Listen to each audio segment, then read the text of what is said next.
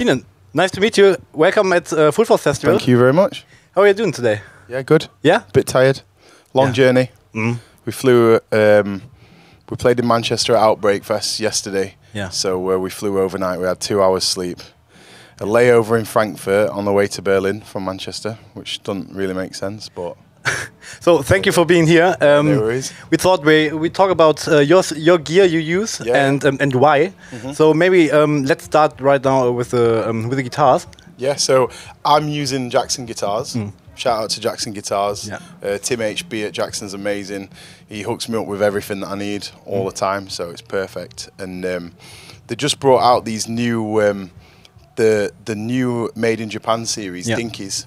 So I just got 2 of those for just for free off Jackson, and they're amazing. And actually, before I was on Ibanez, but these new Jacksons, I think that I played Jackson for like since I was a kid. I got my first Jackson Charvel Model 6 when I was like 12. Yeah. So it's nice to be back on Jackson, have them look after me so much. And the new Jackson MJ Made in Japan series, the best guitars I've ever played in my whole life. Awesome. So they're amazing. Which pickups do you use? Just the stock pickups, what are in them. And I think the Seymour Duncans, or they might be Damasio. I honestly couldn't tell you right now. Okay, yeah. But whatever they are, they sound amazing. So. Passive or active? All passive, yeah. Oh, passive, yeah. I did active when I was a kid, like the 81, 85 EMGs, but I feel like you just don't get that low end clarity that you need like for modern day. And also, like, you know, with the gear what everyone uses these days, it's all computer based. Like we run Kempers, people are using like the neural DSP, the quad cortex stuff now, and it's just like you don't need the active, in my opinion. Someone might say, oh, he's an idiot, like he's talking shit, but in my opinion you don't really need the active anymore. Like that's just it's an added, I think it's more like the HM2 like thrashy sound, I guess, with actives. Yeah, we want like the low end gung gung. Yeah, of course. Yeah.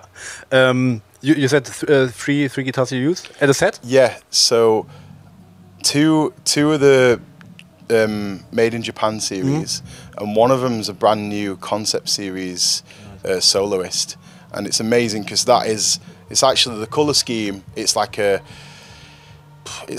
really nice finished wood body. I can't remember what woods it is like specifically, but then it's like a 3-piece neck through, but with a reverse headstock, and that's the guitar that I always wanted as a kid.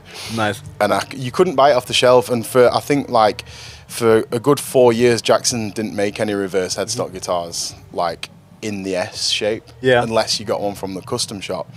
So getting that one, Tim and Jackson hooked me up with that one, and it was like I'd refinished like an old guitar I was using on tour for maybe 5-6 years, and I refinished that guitar to look how I wanted, and then they've brought out this concept series soloist that is that guitar that I wanted, and it's amazing. So nice. Yeah, really cool. I'm so happy that I've got like 3 guitars in my boat, and they're my favorite 3 guitars ever. It's, you know what I mean? Perfect setup. It's absolutely perfect. It's like a dream come true. So shout out to Jackson. Nice. Which tuning do you use? So everything's in drop B. Yeah. Apart from one song that we play in the set called The Other Side, and that's in an open B tuning. Yeah. So I'm not going to embarrass myself trying to go through them now because I'm tired. But yeah, when it plays I think it's a B minor open. So that's really nice. Yeah. And all on all guitars they are the same strings.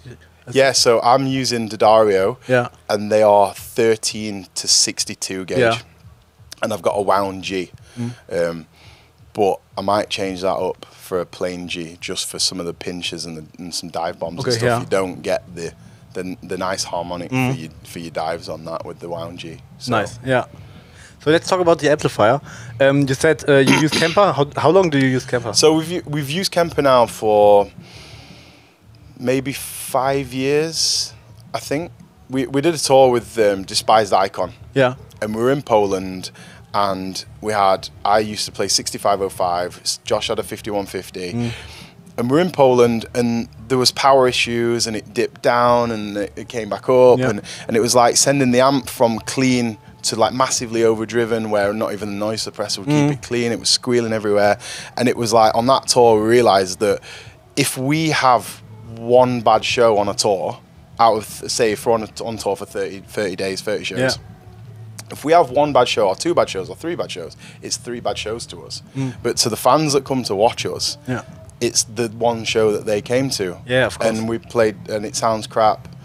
And so just for the consistency over anything, and the ease of actually taking them, like we fly them today. You can take it as hand luggage if you want. It fits in your backpack. And if you go to America or Australia, you can take a USB stick. That's awesome. So like for that, and like to give our fans a good show every time, we just want consistency over anything. And the tones that we've actually got on the Kemper are modelled from my 6505. Oh, really? What we used in the studio. So that's what we use. But when, so we've used Kemper all that time. They're great. They're amazing. I don't think I'd change from Kemper anytime soon, just because they're amazing. We've got them racked up. Yeah, awesome. Some nice Shure. We've got some SLXD from Shure, new wireless, and they're great. They're amazing. Like the range seems infinite. Like we've played some huge stages recently. But apart from Kemper, shout out to Laney, because when we can take Laney's, we also use Laney heads and full Laney cabs. So shout out to Laney, because they just hooked us up full back line, all cabs, bass cabs. We've got our custom artwork on it, what matches it's all our album cover. I don't know if you saw any photos. Yeah, I saw, yeah. So we've got full Laney, so shout out to Fen at Laney, because he's amazing, helps us with everything. And so when we are running the Laneys, we use the Laney heads, but obviously we can't bring a Laney to this. And it's not really the standard amp that you'd get on a backline at a show. It's just generally tends to be like Marshall or industry standard amps. So if we could bring them, I would. Yeah. So okay, yeah, nice. I hope maybe if we got to a level where we could freight our gear, then I'd bring some amps. Yeah, so. Maybe in some definitely months or years. Yeah. So nice. Would you say that using Kemper and modeling amps did influence the backline or the visuals of the backline? Because with newer modeling amps, Quad Cortex, all the stuff, all these big backlines are not necessary anymore. And do you know what? I've always said, and I always said I'd never ever get a Kemper, and I always said that. And all the guys on tour that had the Kempers, it were always like the tech death guys, the nerds, and we used to take piss out of them, and say like, how many games have you got on it? Like, have you got Snake on that? Yeah. Like it's a computer, like so. How many games you got on it? And then I realized that they're all using them because it just makes sense to use them, right? But at the same time, like I've always been like, we grew up listening to Pantera, Chimera, Lamb of God, and like the dream setup is to have loads of cabs.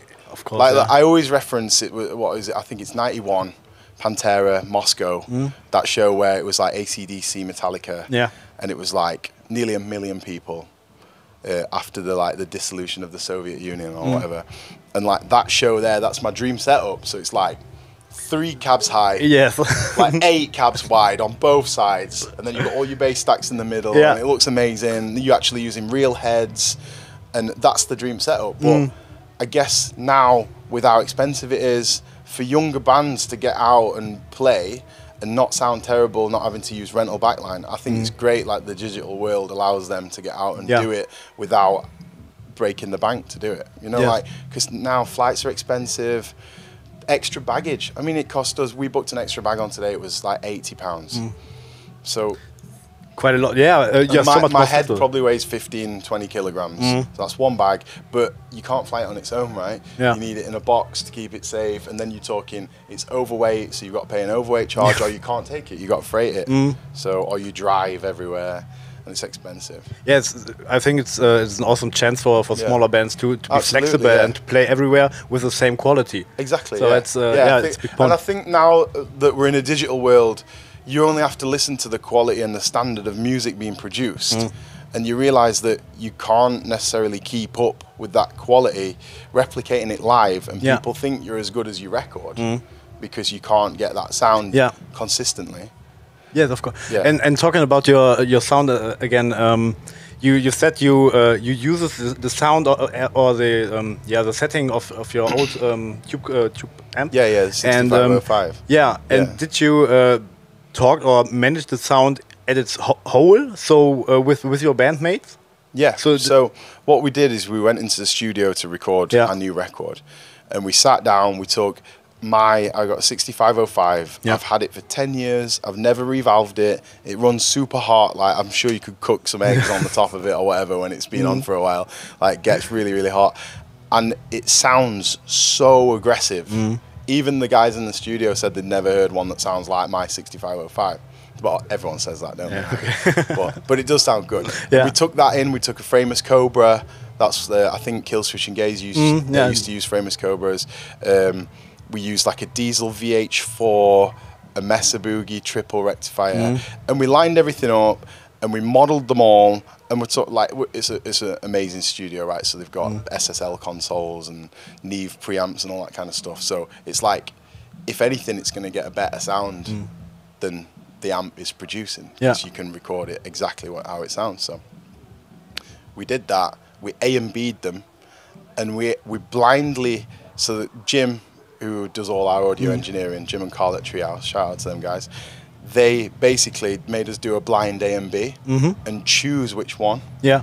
And we ended up choosing the Kemper because we thought it was the real amp, right? Okay. So then we were like, shit, like, we're going to use it. But you'll hear it today.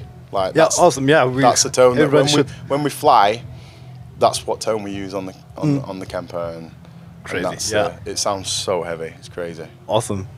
Yeah. Thank you for being here. Yeah. Have a great show today. Yeah, thank you very much. And all the best. Yeah, cheers, dude. Nice one.